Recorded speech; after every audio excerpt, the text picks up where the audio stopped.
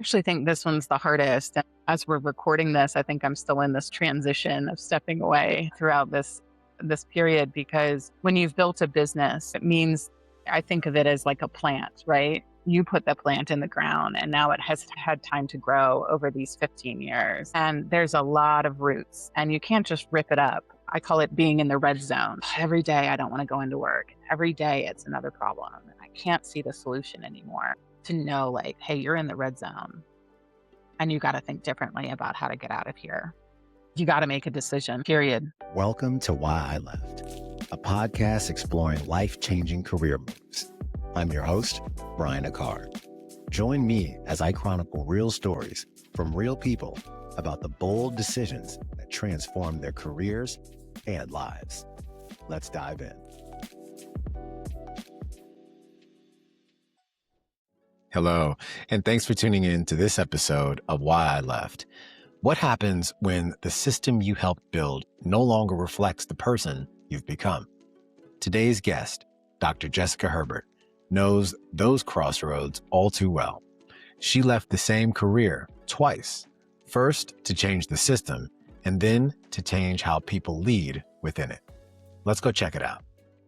All right, welcome back. So our guest today is Dr. Jessica Herbert, founder of Idea Analytics and practice leader at Asbatra Coaching. Jessica's journey spans law enforcement, data science, and executive coaching. From serving as a detective and federal task force officer to leading analytics for major public agencies, to now guiding leaders through transformation and trust building. She's helping small business owners and executives ascend beyond traditional leadership paradigms, proving that real data starts with people. So Jessica, welcome to Why I Left. How you doing? I'm doing well. Thanks for having me. Absolutely. So, I was very, very interested in your background and so you started your career in law enforcement, later became a data and analytics leader. When you look back, what first drew you into the world of justice and public service? Yeah. I mean, I think some of these things are impressed upon us when we're kids, right? We either see something out as a kid and we're like, wow, I want to do that. Or we have this experience of like, why isn't this working? And if I become that, will I be able to fix it? And I was definitely the later part. My interactions with police as a kid in my neighborhood and with my family was often really kind of scattered crisis moments of things that were happening at home or things that were happening in the community. And it never was really explained to you as a kid as to like what exactly are they supposed to be doing or should they be doing or whatever they did do, what did that mean? Right. And some of that your young brain can't quite hold on to, right? You don't really understand, some of those adult things. But so when I was a kid, those officers might have been checking on welfare concerns from neighbors or teachers. They might have been addressing domestic violence in the neighborhood or various things of that nature. And then as a teen, I experienced some of the courtesy of calling to let me know that my dad's not coming home because he's arrested for drunk driving and there's just not going to be a parent tonight or in the morning, right? And those interactions, never really solved problems. And I'm not really sure, always ensure the safety or kind of like what to do next, right? Or where to go from here. I think that's where, since there were so many unknowns, for me, I kept thinking there has to be a better way. There has to be a different way. I don't know what that is.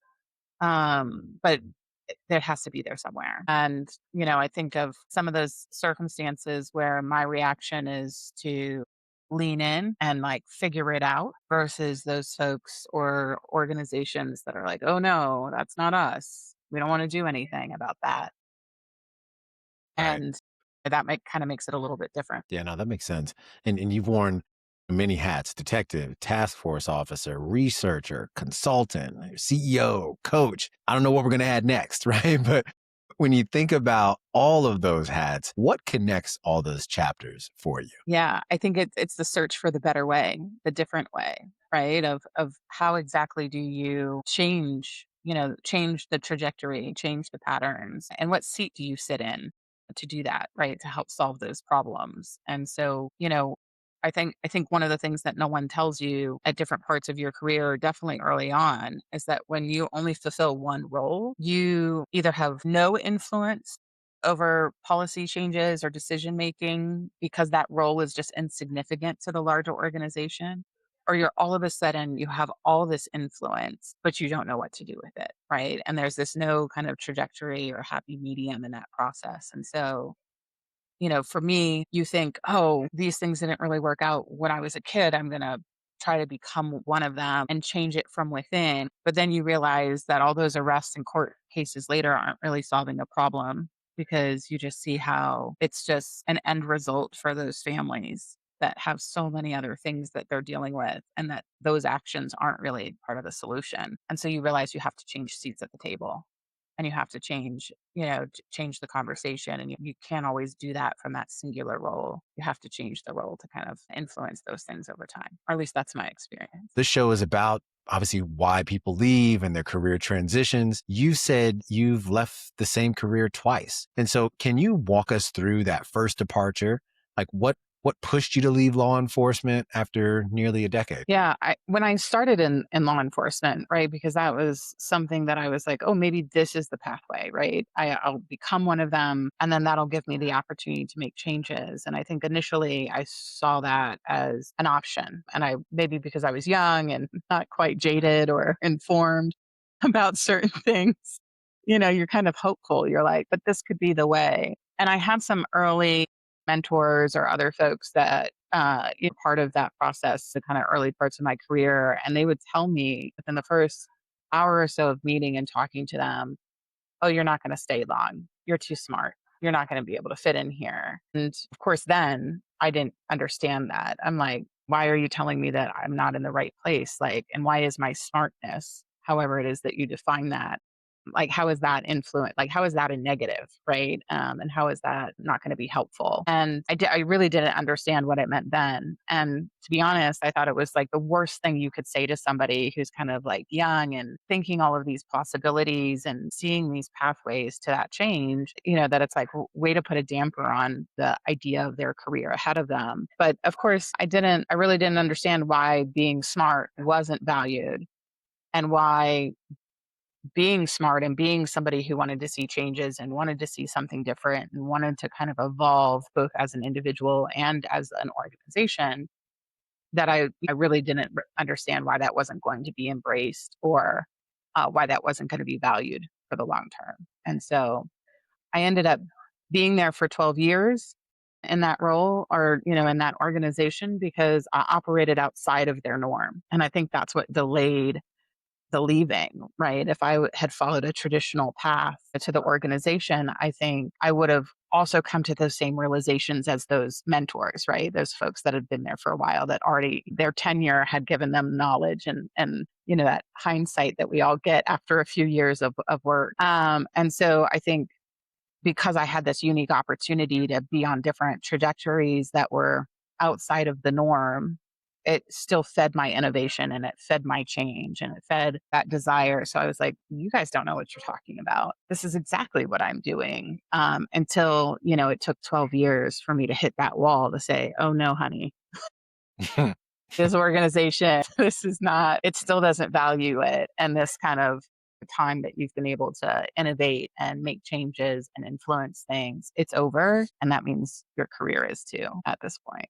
at least at that seat from that table. Yeah. So, yeah. No, that makes a lot of sense. And later, after building, a respected analytics company, you ended up departing that role, this time more so to focus on human transformation through coaching. And so what made you realize it was time to step away for a second time in this type of space, from this type of space? I actually think this one's the hardest. And as we're recording this, I think I'm still in this transition of stepping away throughout this period because when you've built a business, it means I think of it as like a plant, right? You put the plant in the ground and now it has had time to grow over these 15 years. And there's a lot of roots and you can't just rip it up. And you may not necessarily feel okay with just abandoning it as well, right? And so this transition and leaving again is actually brought up a lot of feelings from the first time of how much of this was my choice versus not, how much of the better way or the problems that I was able to solve, how much have I reflected on those to know that it was still valuable, even though I'm leaving again, and kind of separating from the field once again. And so there's a lot of feelings about that. Of the first time I felt like it wasn't on my terms, or I wasn't ready for it. I just kind of smacked up against that wall of Hmm. things. And this time I feel like I am ready for it, but because I have those roots in the ground, it's like, how do you still nurture those in a way that's respectful for you and your clients and your employees, but also uh, I'm done. I'm hitting the same walls that I hit years ago of just recognizing that sometimes that change isn't wanted. Sometimes the reward system within these organizations is misaligned. It's rewarding scarcity, it's rewarding dysfunction, and there's really not space for those that are like, what if we got better because we were already doing good and we just sought to improve instead of thinking we have to get better because we screwed up, right? Or we're not doing so well. And I think that starting point for me is much different now, and that's a really important part as I leave and move on to these other ambitions with leadership development and really kind of people focused work. And I appreciate you uplifting that because I would imagine that, when I think about my audience and truthfully some of my guests too, we've had people who have built things from the ground up and truthfully have may had to leave those things. And there is, back in some of my I guess the mental health episodes, there is a grieving process that occurs with making those Yeah. transitions that I'm hearing you uplift in this piece. And so I think it's a nice transition because we're some of the themes I see you talk about, you talk about helping people ascend, balance, and transform, which sounds like is exactly what you're actually doing right now. So what does that mean to you and how did your own journey help shape this philosophy? Yeah, I think most people think of ascending in their careers like, oh, I'm going to get a promotion. I'm going to get another rank. I'm going to move to another position. I'm going to have more responsibility. And for me, ascending is, growing in such a way as an individual that you really perform at a higher level for yourself, whatever that is. If you're somebody who likes night work, then you are going to get a career that allows you to work night shift. And I think when we start to realize those things in the process of our careers, of how is what I'm doing now helping me be my best self in a variety of ways, and it changes throughout our career paths and our lifespans, right? Different things take priorities, as a variety of things occur to us. And so ascending is really about rising to your best self. And maybe you do get the promotions because you are your best self, but sometimes you don't get the promotions when you're your best self because you're not in the right seat and you're not in the right fit of those things. And so when you rise to that kind of optimal operational level for yourself, your mind is clear. You know exactly what it is that serves you.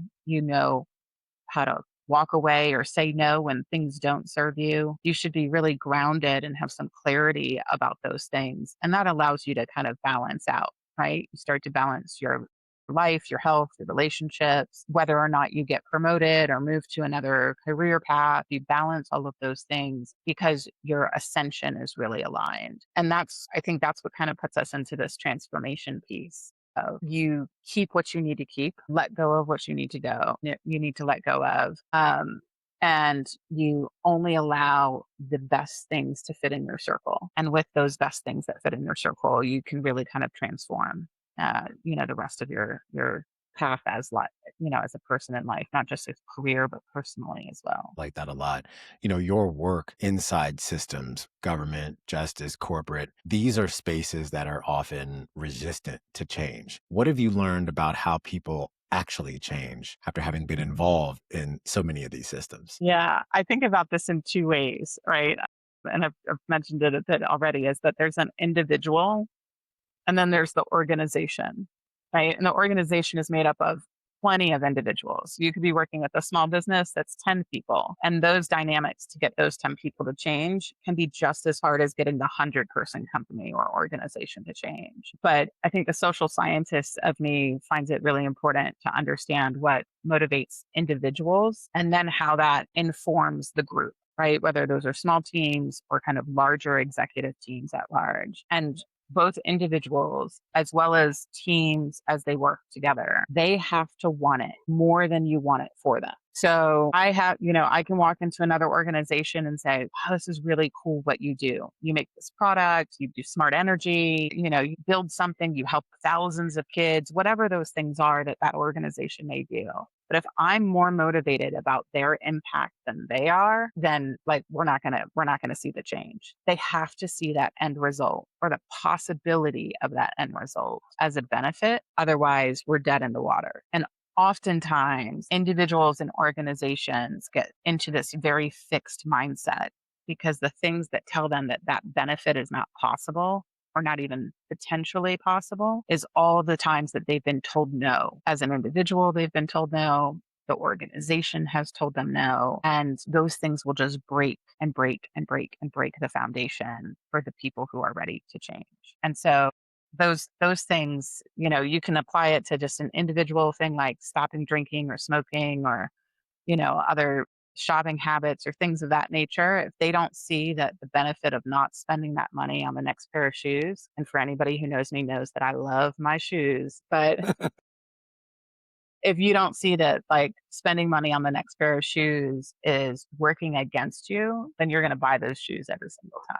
Right. And so you have to be able to see that kind of like, how does this small piece fit into the bigger piece? And organizations have a really hard time with that because they don't necessarily support the innovation or recognize the value of the opinions of all the people doing the cog and wheels of the organization, all the doers and the middle management. They don't value that enough to see how they are beneficial to the ultimate North Star for the organization. And so when I start working with a organization, regardless, government, corporate, somewhere in between business to business, if I see that those toxic traits are already in place, you have to address those things before you'll ever see the change happen because that will continue to kind of bleed out the organization slowly or fast, depending on how the communications and leadership. Yeah, no, definitely. And so when you think about that aligned with your background in behavioral analytics, how has that, along with even now the data science, influenced your coaching style? Yeah, I think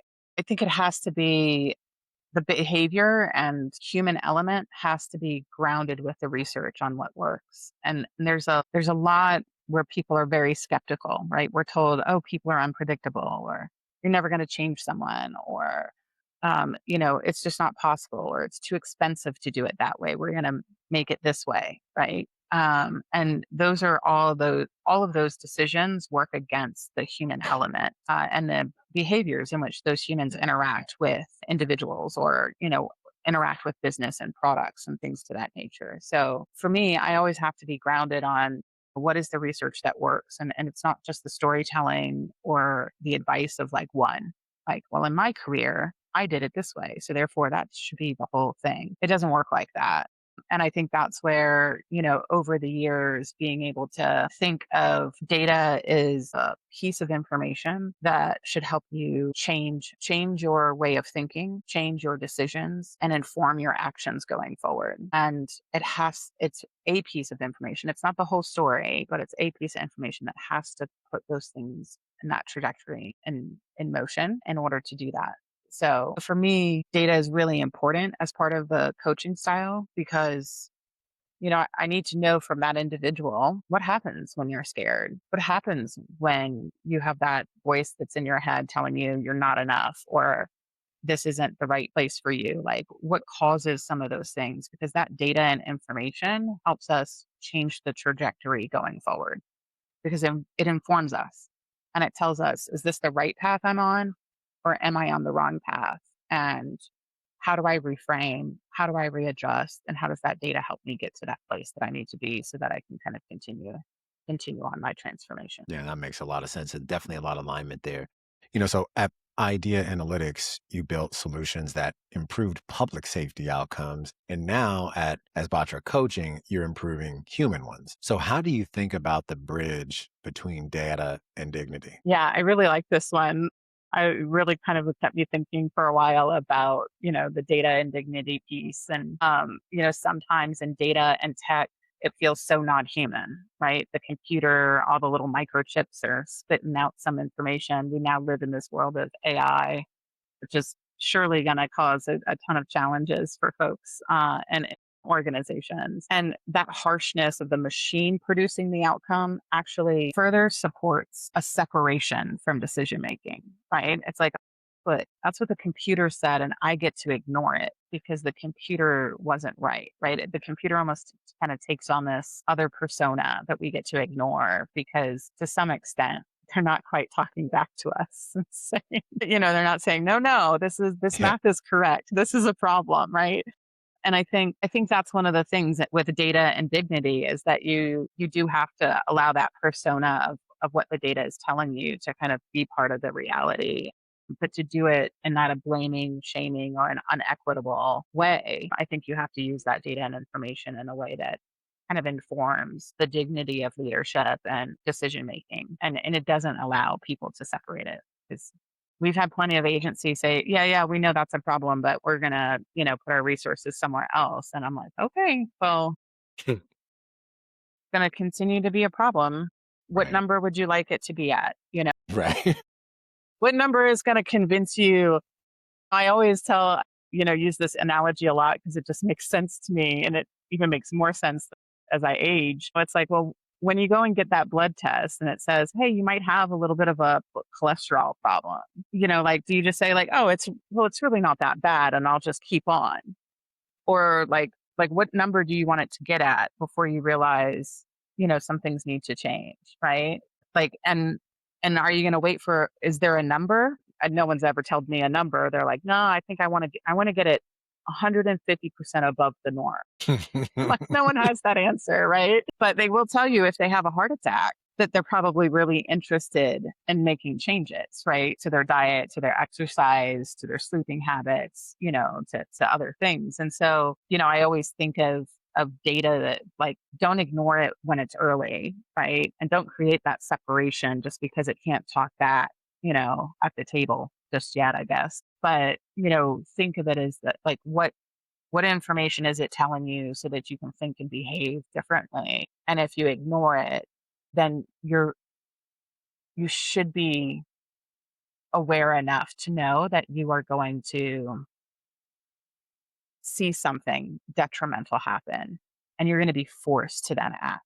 So you never wish ill will on an individual or an organization, but you're like, at what point are you going to ignore those kind of early warning signs or those kind of early indicators through the data to realize that there's some decision making that needs to be differently? And I think when you connect that piece for folks, they end up having a little bit more dignity. Now, I'd love to move to some lessons learned here because I've just loved the arc of our conversation. A lot of things have been happened throughout your career, and especially as we talked about the transitions. When you think about that, what did your first transition teach you that made the second one even possible? Mindset.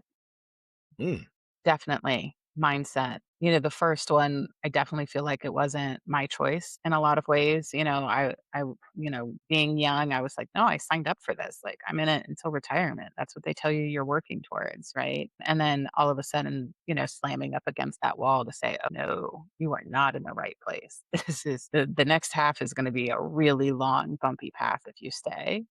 I think mentally I was not, like, it just, that was never really an equation. It was not really part of the mental mindset that, like, hey, this might not work out. And so for the second time, it's, that mindset of recognizing the path, recognizing, like, hey, there's some indicators here that are just not working out.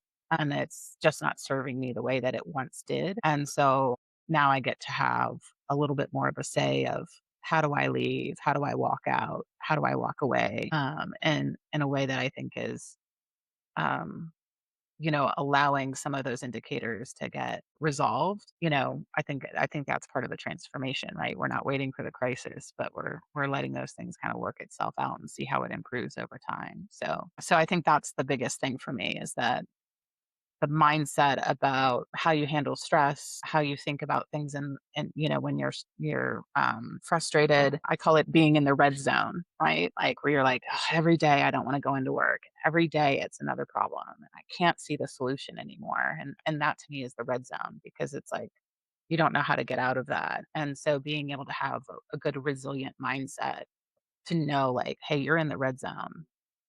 and you got to think differently about how to get out of here. That's so important. So, yeah, No, that's without a doubt.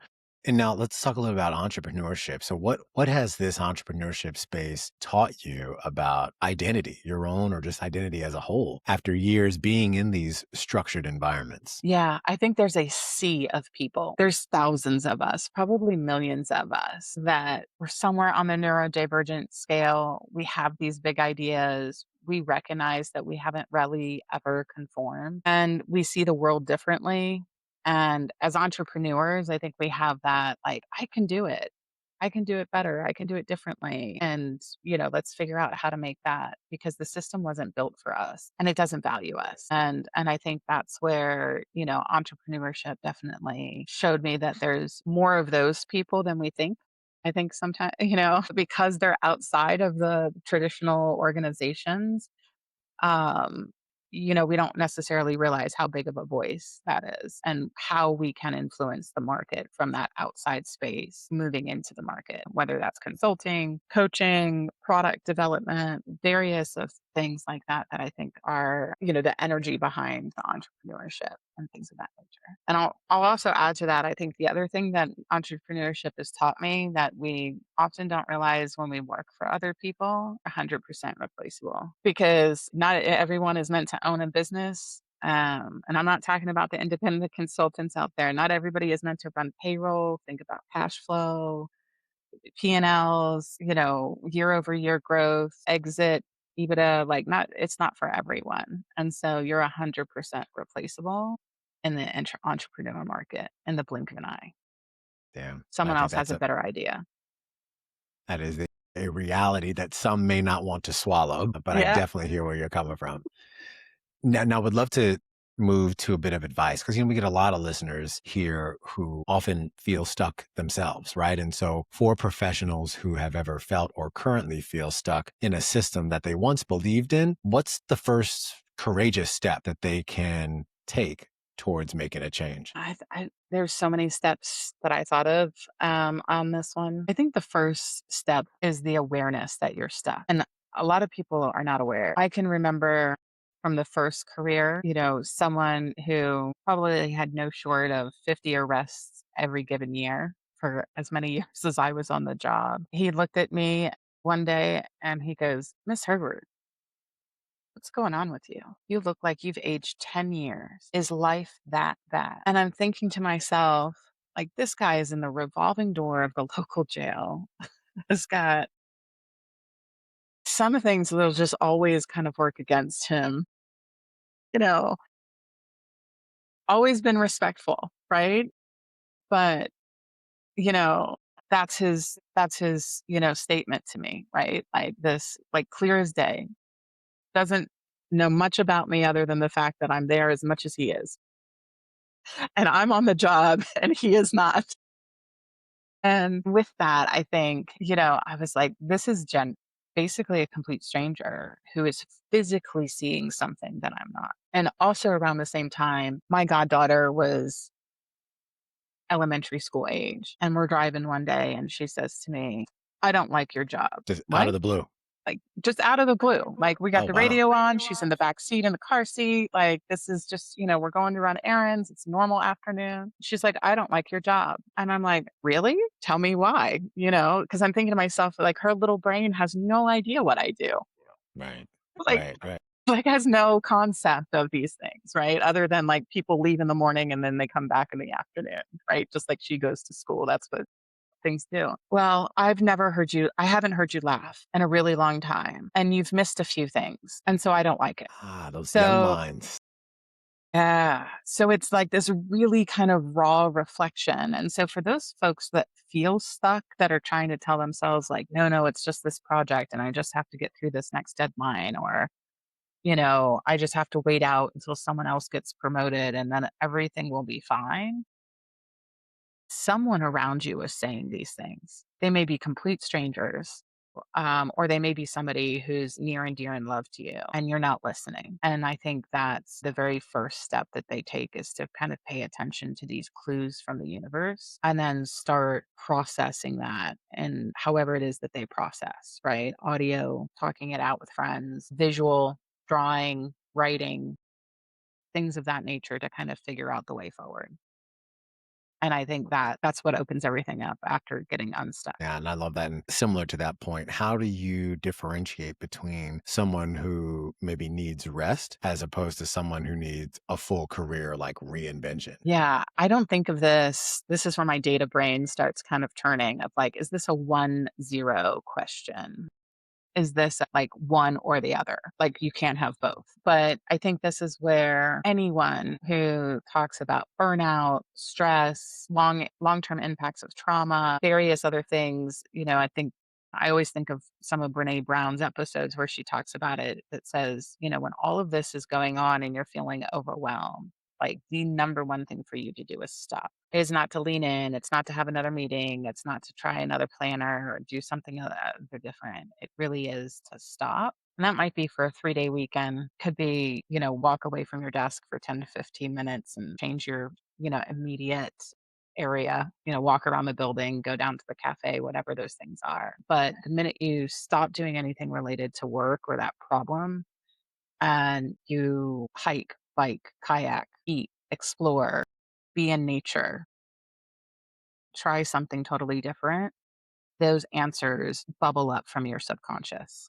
because your logical brain is pushing them down so that you can kind of get through the tough parts. But that's not the time to lean in. It's really is the time to rest. And sometimes the answers that bubble up is the career reinvention. Love that. And now looking ahead, what's one truth about leadership you wish more people in data or public safety actually understood? You got to make a decision, period. Chances are it's not going to be a popular one, at least to somebody or a group of folks. It's whatever your decision is not going to be the popular one. Or every decision you make is not going to be the popular one. But the lack of decision, the the conscious effort of like, I see that problem, but I'm not going to address it. I'm going to wait it out. I'm going to think to solve something else before I solve that one. And that one's been there the longest. That indecision is what causes the kind of Swiss cheese holes of an organization to happen, right? Like the foundation starts to get these cracks and individuals too, for those of us that have been stuck the fact, make the decision, take the month off, quit your job, find another job, get paid less, get paid more, make a decision. You got to create that momentum. You got to create that energy in some direction or another. And then just pay attention as to whether it's the right path. The going to sit and stay in the single space. That's not going to work. That lack of decision making is never going to work. No, it makes a lot of sense. And now I'll flip the mic to you. And so, what's one question you have for me that I can hopefully answer? I know. You kind of touched on it a little bit because I Okay. feel like, the thing that I found most interesting in listening to other episodes and stuff is just that so many different pathways. Again, my data brain is like, there's all these sources that you've talked to, Hmm. but they start to converge, right? It's like a great little sans key graphic. Anybody out there in the analytical world knows what those things are. We like looking at those.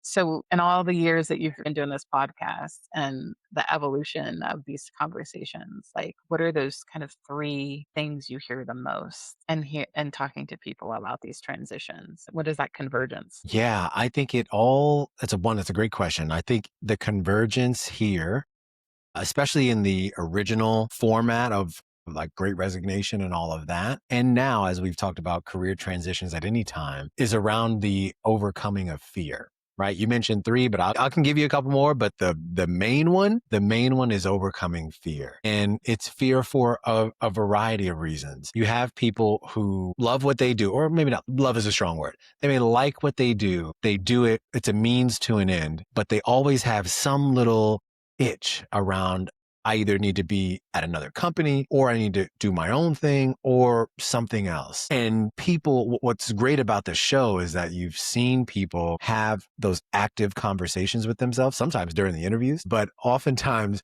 when they eventually come to me, it's, I was thinking about this thing and finally I just decided to do X. And I'm always very curious. I want to know, well, what was the spark? Right.